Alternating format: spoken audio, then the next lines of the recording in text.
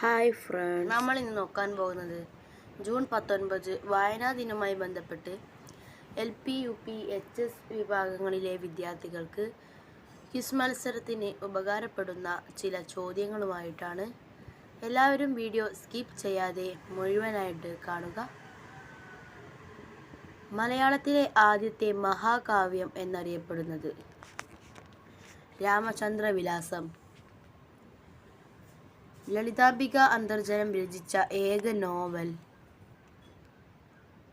Agnisakshi.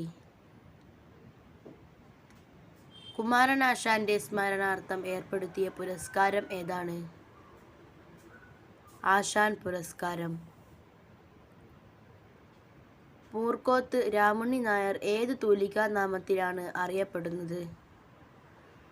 Sanjayan. Vayalar award ഏർപ്പെടുത്തിയ വർഷം? 1977.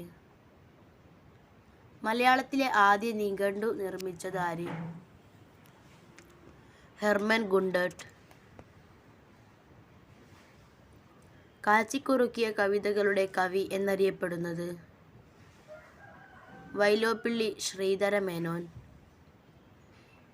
മലയാളത്തിലെ ആദ്യ കളർ ചലച്ചിത്രം ഏതാണ്? കണ്ടം വെച്ച കോട്ട്.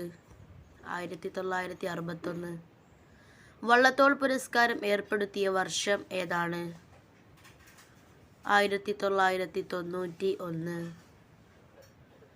ഹ്യൂഗീറ്റ എന്ന പ്രശസ്ത ചെറുകഥയുടെ രചയിതാവ് ആര്? NS മാധവൻ. ദേശീയ വിദ്യാഭ്യാസ ദിനമായി ആചരിക്കുന്നത് എന്നാണ്? നവംബർ 11.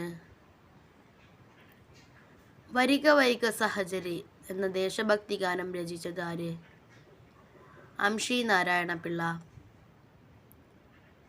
കേരള തുളസീദാസൻ എന്നറിയപ്പെടുന്നത്? വെണ്ണിക്കുളം ഗോപാലക്കുറുപ്പ്. KP കേശവമേനോന്റെ ആത്മകഥയുടെ പേര്? കഴിഞ്ഞ കാലം. ഓർമ്മകളുടെ അറകൾ ആരുടെ ആത്മകഥയാണ്? വൈക്കം മുഹമ്മദ് ബഷീർ. ഇത് ഭൂമിയാണ് എന്ന നാടകം രചിച്ചത് ആര്? KT അഹമ്മദ്.